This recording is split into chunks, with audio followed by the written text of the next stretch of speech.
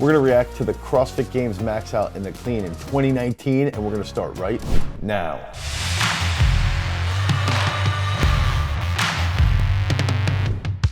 What's up, everybody? It's Dane Miller from GarageStrength.com, and if this is your first time to the channel and you're interested in becoming a better lifter, make sure that you like, you subscribe, and you smash that notification bell so we can help you become a beast. The CrossFit Games is this crazy event, right? Every single year they happen, and there's just a lot of mayhem going on. There's a lot of crazy tests that actually go into the CrossFit Games. And one of the things that when I sit down and watch is that some of the actual tests that they're doing, I think are just completely absurd. But some of their tests are absolutely phenomenal. Some of the events I'm sitting here going like, why aren't these other sports taking a piece out of the CrossFit Games? Because they're so well organized, they're entertaining to watch, and it makes things a little bit more of like that battle royale. And so one of those is the 2019 CrossFit Games clean, right? And so they end up having everybody max out, and they narrow the field down, and then they put everybody on the center stage, and they just go back and forth, toe to toe. It's just this battle of the clean. So we're gonna jump right into it.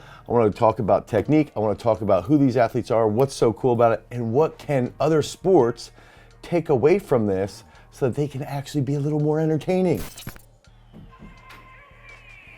Okay, so Toomey comes in here, 250 pounds. I think that I actually feel like it would be difficult to hit the, like, mentally 250 pounds lifting all the time in kilos. I'd be sitting there like, all right, 250, that's like what, 113, 112, somewhere in there.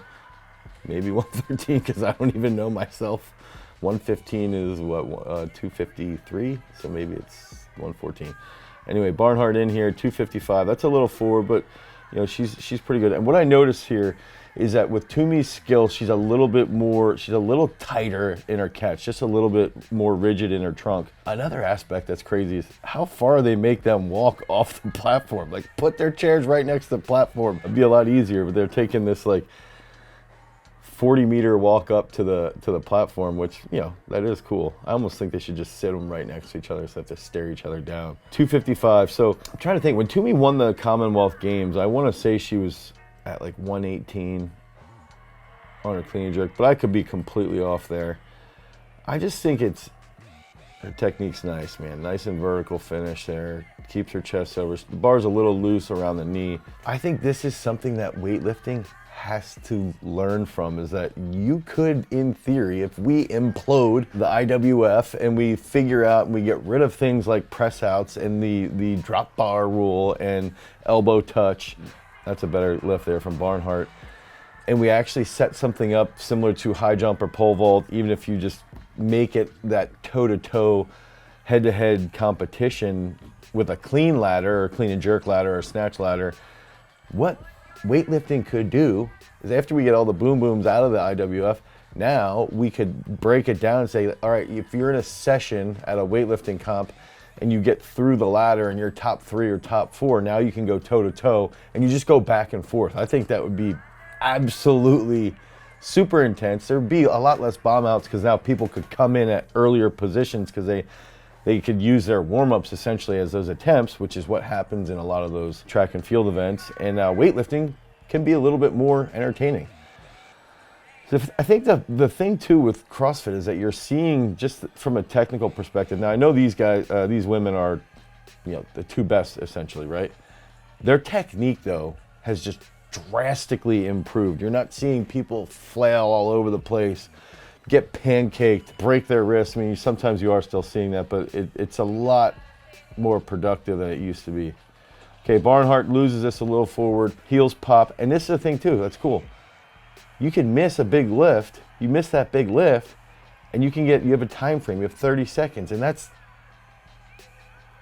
that is freaking cool, that's phenomenal. So, little tight, or a little loose around the knee, gets into the hip, it's a little forward, and now Toomey's got the chance to come out, cement the win, and you know, hit this major lift, and the crowd involvement is so much more entertaining.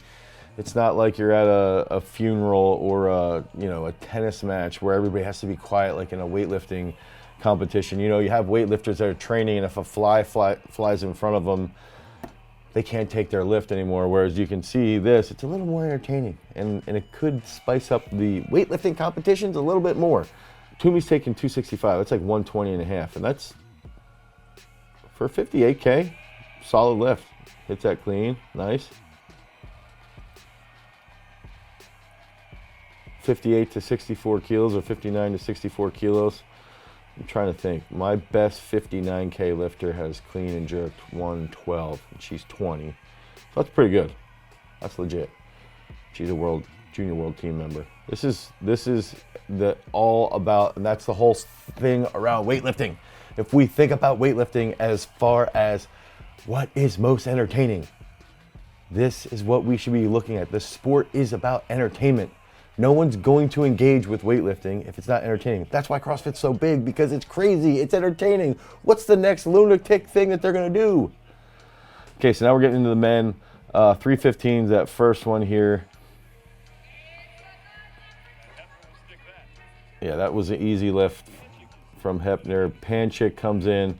I don't really know who these guys are, mainly because I'm not a huge CrossFit fan. Like I just, not that I dislike it, it's that I don't engage with it as much. And then, you know, Matt Frazier, who was a decent weightlifter himself, was at the OTC for a little while.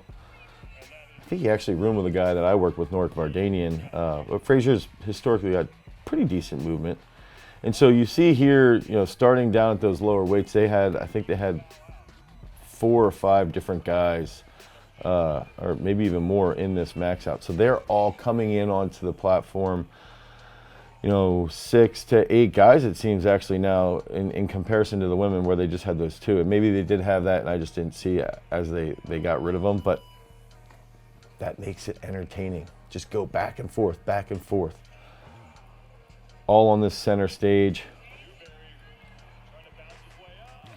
345.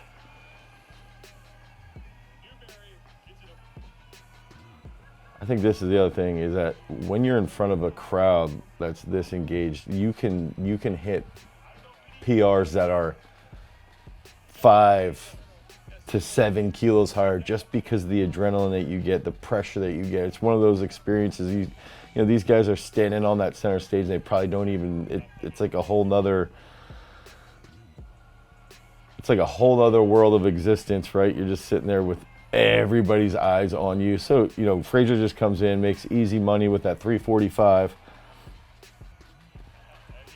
Newbury's forward off the floor. Now we're at 365. So this is where I wanted to start to brag. I've got a high school junior who had cleaned 170, or yeah, and that's what this is, 170. So these are the weights now. I think once you get up over 170, closer to 180, that's when we're starting to get serious. I also love, okay, that's I think that's Noah Olson at 170 or 365. I love the leader t-shirt. Okay, so now they have this, I think this is the triple finisher where they have to get 3 reps as quickly as possible and then race across the line. Why isn't weightlifting breaking tiebreakers something similar like this? This would be so fun to watch. And you could bet on this stuff. You could see what's gonna happen, and oh wow. If we can think about the sport of weightlifting strictly from an entertainment perspective, how can we make it more entertaining? That's fun to watch. It's absurd, it's crazy. And if we can look at the lens of what's going to make people more engaged with the sport so it grows, that's where if it does get kicked out of the Olympics, we should probably consider stuff like this. And if it doesn't, the old heads have to really start to consider the format so that actually can grow and at the same time keep people off the drugs. So Icelandic dude does a good deadlift there, bows out at 370. So we got another tiebreaker coming in. Frazier's in at 370. Actually, my math was wrong. 170, I think, is 373. Frazier's getting amped up, getting everybody rolling, entertaining the crowd. Come on. So 370, I think, puts him into first place. Great camera work, awesome engagement. Another tiebreaker here. So what's the tiebreaker at? I'm trying to figure that out. It looks like it's 290, 300, 290.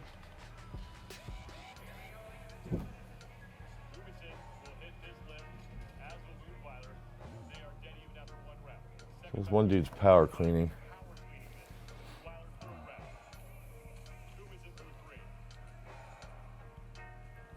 Dude, this is so fun to watch.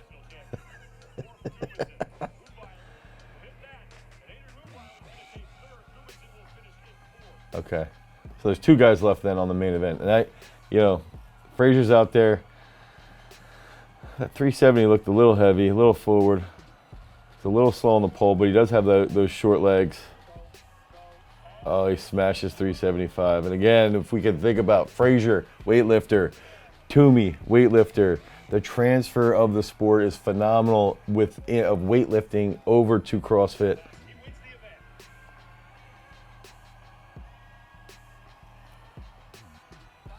Up, up. Let's listen to the crowd going nuts. Good emotion, good engagement, great production.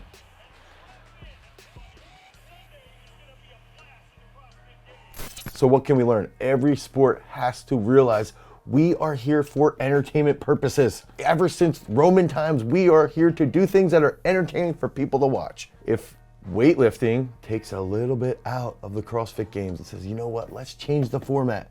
Let's change the viewing perspective.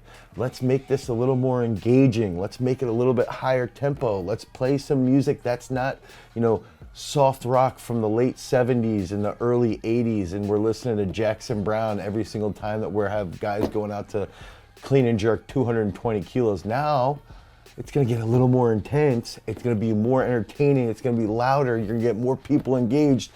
And I know I said the gambling thing. I don't gamble a lot, but I do think that would be really fun. You could sit there with tiebreakers and play around with stuff, and that gets people more interested in the sport. So if you want more content like this, click on this card right here. Until next time, guys, hopefully the IWF either implodes or learns from the CrossFit Games. Peace.